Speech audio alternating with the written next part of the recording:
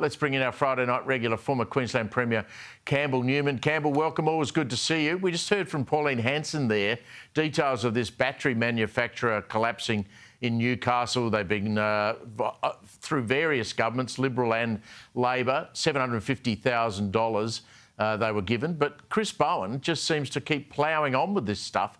When is someone in Canberra, hopefully at this round table this week, going to go, well, can we just pause this for a minute and have a chat about what will and won't work? Well, Steve, this is the trouble with government trying to pick winners and particularly prop up or create new industries on the back of subsidies. You know, the biggest problem in Australia today is the issue of regulation. We're totally over-regulated and, you know, in terms of net zero, that is driving the cost of energy up for all Australians, and it makes it very hard to have certain businesses succeed in Australia. So if we get rid of regulation, if we get rid of the bureaucracy, if we stop trying to push, you know, particular industries at the expenses of others, we actually will prosper. We will go forward, and I'd like to see that out of this so-called economic summit. Well, governments have got a bad track record, haven't they, Campbell, of picking winners when it comes to that sort of stuff. Every time they try and do it, it doesn't work.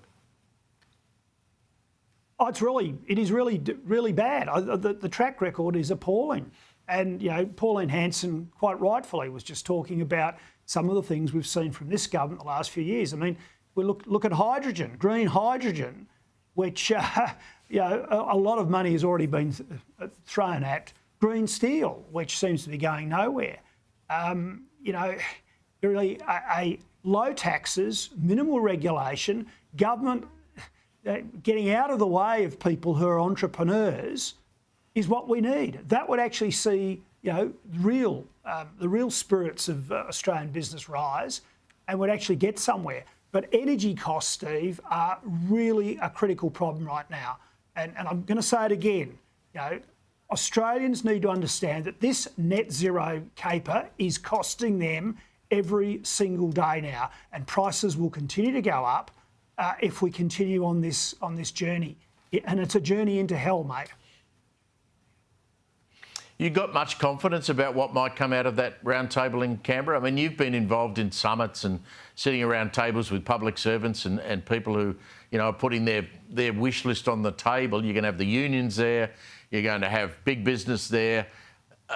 Are we going to get any meaningful changes that will suddenly drive productivity and get the economy up and running again? Because despite what Jim Chalmers tells us, it's not running very well at all at the moment. The economy is not running well, and we see that 80% of the jobs created in the last 2 years were funded by government.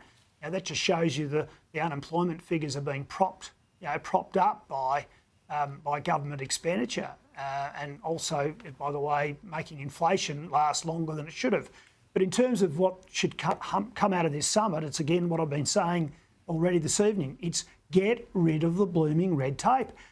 What really worries me is when I hear people say, oh, well, just to take one example, oh, we'll freeze changes to the building code of Australia for residential building for say 4 or 5 years.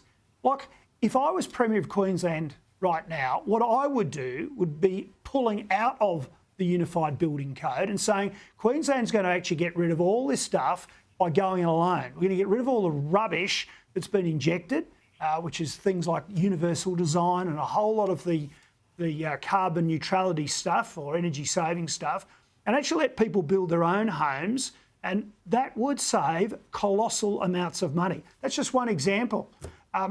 Australian big business, Australian big unions, Australian big government, they just can't get away from wanting to regulate stuff. I mean, just hear what I just said. Big business actually likes regulation. You know why, Steve? Because it keeps out the competition. It keeps out the little guys. It keeps small businesses small, and it keeps big businesses in semi-monopolistic positions. What a depressing thought that is. I mean, you know, about 40 minutes ago, I had an ice cream shop owner from suburban Melbourne on the program. He's just got his fire and emergency services levy in his rates bill put on him by the Victorian state government. It's gone up by 300%. I mean, they have the hide to call the bill the fire services and emergency services levy, trying to pretend the money's going to go into the pockets of the people who run the CFA. I mean, that's why people really get peed off about government. Well, absolutely. And Stephen, what's disturbed me in the lead up to this summit is, the conversation has been an enormous amount about tax, and more tax. I mean, and frankly, some people in the media who should know better have almost been on the bandwagon. I mean, people have been hailing, bringing in road user pricing for electric vehicles, and look, I don't want to see any tax go into or ease into people's take-home pay. And yes, there's a big issue of equity. But what I'd say is, why isn't the narrative about bringing fuel excise for all petrol and diesel-powered vehicles coming down? Why aren't we talking about actually reducing taxes, freezing public sector expenditure, freezing the number of public servants, getting rid of red tape and bureaucracy? That's what we need to actually improve productivity in this country, not a mantra of more tax and somehow higher tax is going to lead to productivity. What complete rolled gold baloney.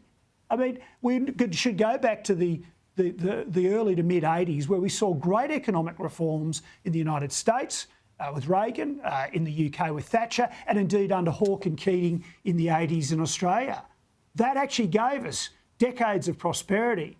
And yet the nongs who are going to this conference, and again, it's not just the government, it's big business and it's also big unions, are not actually talking about things that will really make a difference. And that really worries me, Steve.